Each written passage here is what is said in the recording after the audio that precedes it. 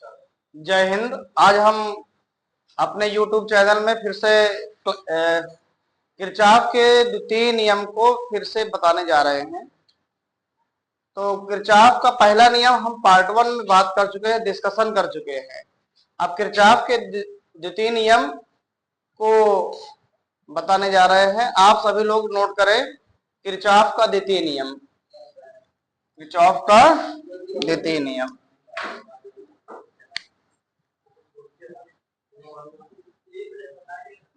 Kirchhoff का द्वितीय नियम, पहला नियम फिर से एक बार रिवाइज कर देते हैं। पहला नियम कह रहा था, ये पहले नियम को किरचॉफ के पहले नियम या धारा नियम को कहते हैं कि किसी संधि पर मिलने वाली समस्त धाराओं का बीजगणितीय योग शून्य होता है।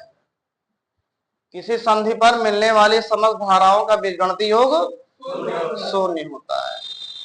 अब हम किरचॉफ के द्वितीय नियम की व्याख्या करेंगे।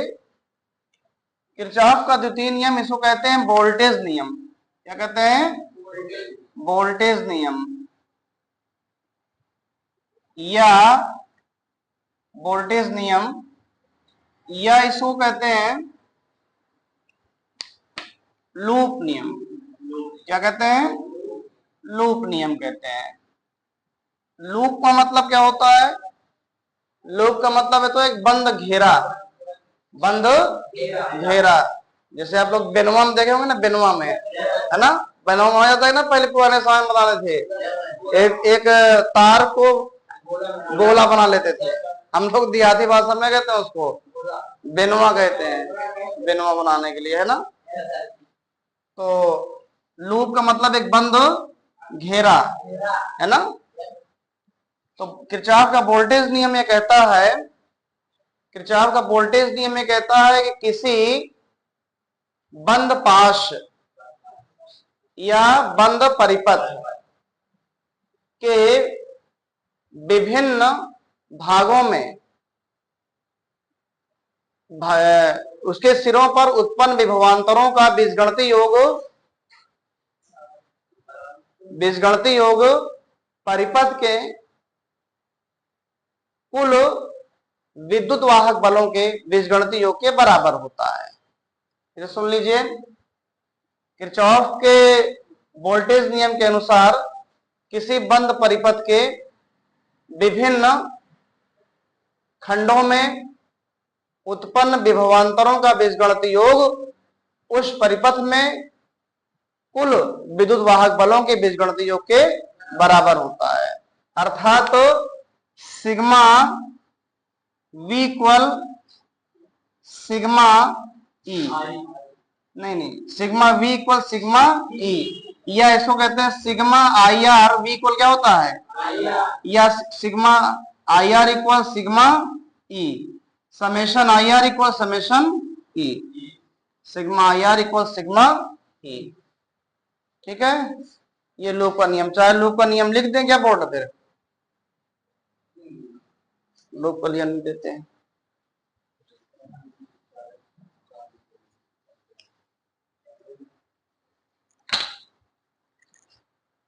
किसी बंद पाश के विभिन्न खंडों में उत्पन्न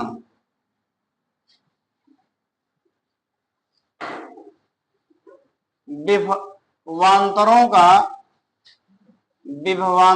का बीज गणितीय योग अलजेब्रिक सम, बीज गणितीय योग उस परिपथ या पाश में कुल विद्युत वाहक बलों के बीजगणितीय योग के बराबर होता है। बीजगणितीय योग के बराबर होता है। तो यहां पर लिखेंगे अर्थात sigma we equal sigma E, sigma we equal sigma E, या ऐसे को लिखते हैं sigma I R equal sigma E. Note करो इसको सभी लोग। किरचॉफ का वोल्टेज नियम ये बताता है कि ऊर्जा संरक्षित रहती है, अर्थात किरचॉफ का वोल्टेज नियम ऊर्जा संरक्षण के नियम का पालन करता है। क्लियर? चलिए इसका एनालिसिस करते हैं।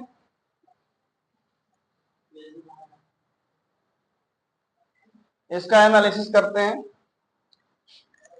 लिख गया? बहुत इंपॉर्टेंट है यूपी बोर्ड के लिए, परीक्षा के लिए बहुत इंपॉर्टेंट है, निश्चित रूप से आना है। तो हम एक बंद पास लें, ये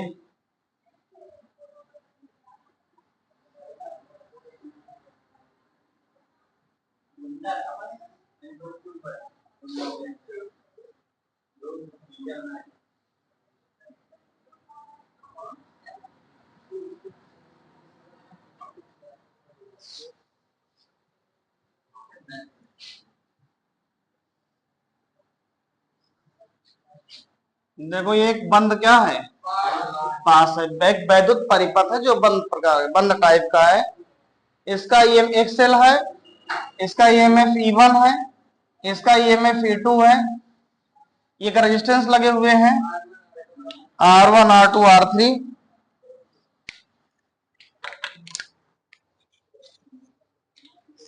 R1 R2 R3। ठीक है, सही है। यहां से अब करंट डिसाइड कैसे करेंगे, करंट का डिसीजन कैसे लेंगे कि करंट किधर बह रही है। हाँ, ये बताया गया है कि हमेशा करंट नेगेटिव टर्मिनल से पॉजिटिव टर्मिनल की ओर बहती है। तो बहाएंगे करंट किधर, इधर, इधर से, किधर से, इधर, इधर से। हाँ, माइनस से। ये छोटकोना चिन्ह होता है, छोटकवा वाला चिन्ह माइनस का, ये बड़कवा चिन्ह क्या है, प्लस का है ना। तो हमेशा करंट कैसे फ्लो करेंगे, माइनस से प्लस की ओर, इधर से इधर की ओर। ये करंट आएगी, इधर जाएगी, यहाँ पास आएगी। ये भी करंट देगा कि नहीं देगा, देगा ना। किधर से करंट बहाए, ये मान लिया I1 करंट दे रहा है, ये वाला कितना करंट दे रहा है, I2 करंट दे रहा है ना। कल्पना करें एक ये ट्यूबवेल लगा हुआ है, जैसे हम लोग देखते हैं ना ट्यूबवेल होता है ना, समरसेबल, ये पंप लगा हुआ है, ये पाइप लगा हुआ है, एक समरसेबल, दो समरसेबल, दो ट्यूबवेल लगे हुए हैं। एक से पनीमा इधर बह रहा है और दूसरा इधर से आ रहा है ना। यहाँ पर दोनों क्या हो रही है, यहाँ पर मुलाकात हो रही है ना। यहाँ पर दोनों क्या हो रही है, मुलाकात हो रही। एक इधर से आ रही है और एक इधर से आ रही है। इधर से कितना आ रही है, I1। ये करंट कितना दे रहा है। तो किरचॉफ के पहला नियम यहाँ पर लगना चाहिए कि नहीं लगना चाहिए। इस संधि पर, इस जंक्शन पर यहाँ मुलाकात हो रही है, I1 करंट आ रही है और इधर से I2। इसमें कितनी जाएगी, I1 प्लस I2 करंट जा रही है। तो इस रेजिस्टेंस में कितनी करंट जाएगी, I1 प्लस I2 करंट जाएगी। समझ में आ गई बात। यहाँ पास इसमें I2 चली जाएगी और इसमें I1 चली। तो इस रेजिस्टेंस में कितनी करंट आ रही है, I1 आ रही है। समझ में आया। एक बात और, विद्युत वाहक बल का चिन्ह कैसे देखेंगे, विद्युत वाहक बल का चिन्ह कैसे देखेंगे, उसके देखने के लिए सबसे पहले देखिए अगर हम निगेटिव टर्मिनल से पॉजिटिव की ओर चल रहे हैं, किधर से? नेगेटिव से पॉजिटिव की ओर। नेगेटिव है, ये पॉजिटिव है। नेगेटिव टर्मिनल से हम पॉजिटिव टर्मिनल की ओर चल रहे हैं, इधर से इधर की ओर। समझ बात आ गई? तो ईएमएफ का मान पॉजिटिव होता है। ईएमएफ विद्युत वाहक बल का मान क्या होता है? पॉजिटिव। अगर इसको ऐसे बना दिया जाए, ऐसे, आप किधर जा रहे हो? नेगेटिव से पॉजिटिव की ओर, तो ईएमएफ का मान क्या होगा? नहीं नहीं, ईएमएफ का मान पॉजिटिव होगा। नेगेटिव से अगर पॉजिटिव की ओर चले तो हमेशा क्या होगा? हाँ, ये नेगेटिव से आप पॉजिटिव की ओर आ रहे हैं कि नहीं आ रहे हैं? तो क्या होगा? विद्युत वाहक बल का मान धनात्मक होगा, विद्युत वाहक बल का मान पॉजिटिव होगा। समझ में आया? अगर हम रेजिस्टेंस में चले, ये कोई रेजिस्टेंस है, ये कोई रेजिस्टेंस है, इसमें धारा बह रही है, तो धारा की दिशा में जाएंगे, करंट की दिशा में जाएंगे, जिधर करंट की दिशा में जाएंगे, तो जिधर करंट बहेगा, जिधर करंट बहेगा उधर जाने पर वोल्टेज मतलब I इंटू आर का गुणनफल जो होगा, I और R का गुणनफल जो होगा, I इंटू आर जैसे कहा जाएगा या V कहा जाएगा, वो क्या होगा? वो पॉजिटिव होगा। अगर धारा की विपरीत दिशा में जाएंगे तो क्या होगा? वो नेगेटिव हो जाएगा। जैसे इसमें जा रहे हैं हम, ये धारा की दिशा में जा रहे हैं, धारा इधर बह रही है, हम इधर ही जा रहे हैं, तो IR का मान क्या होगा? पॉजिटिव होगा। और धारा की विपरीत दिशा में जा रहे हैं, है ना, ये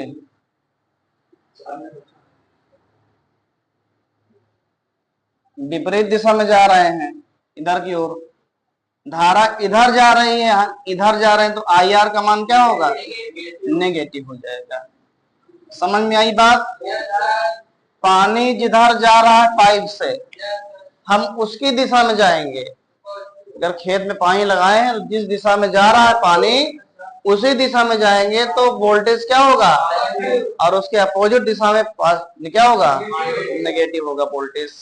समझ में आया?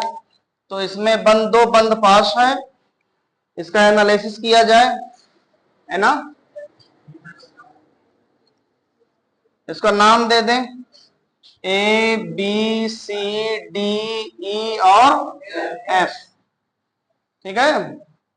तो चाहे जो बंद पास ले लीजिए, बंद पास A B E F A, हम इधर से चल ऐसे चल रहे हैं, तो चाहे इधर से चलो, वो आपकी इच्छा है, चाहे इधर से चलो, वो आपकी इच्छा है, ठीक है। क्या, चाहे इधर से चलो और चाहे इधर से चलो, वो आपकी इच्छा है। तो बाई केवीएल का मतलब किरचॉफ वोल्टेज लॉ। क्या होगा भैया? देखो, इसमें कितनी करंट आ रही है? I1। हम इधर से जा रहे हैं ना, ऐसे इधर की ओर जा रहे हैं, करंट भी उधर की ओर बह रही है, तो I और R, I1 into R1, positive की नेगेटिव? पॉजिटिव। इस वाले में आओ, करंट इधर जा रही है, हम इधर जा रहे हैं, करंट कहाँ जा रहे हैं? बी से, ई से बी की ओर, हम जा रहे हैं बी से इधर जा रहे हैं ना, अपोजिट डायरेक्शन में। फिर सुन लीजिए, हम जा रहे हैं बी से ई की ओर, अब करंट आ रही है ई से बी की ओर, इसलिए कि क्या होगा? माइनस हो, तो माइनस I इंटू R2, है ना। इस वाले रेजिस्टेंस की बात करो, इसमें कितनी करंट जा रही है? Plus I1 plus I2 into R3, equal क्या होगा? Equal total EMF, the algebraic sum of total EMF. तो इसमें क्या होगा? हम निगेटिव से पॉजिटिव जा रहे हैं, तो प्लस E1, और इसमें क्या होगा? निगेटिव से पॉजिटिव से नेगेटिव जा रहे हैं, तो माइनस E1 E2 हो जाएगा। तो I1 R1 minus I2 R2 plus I1 R3 या प्लस R2 हो जाएगा। यहाँ I1 R1 माइनस I2 हो जाएगा, I2 R2 है ना।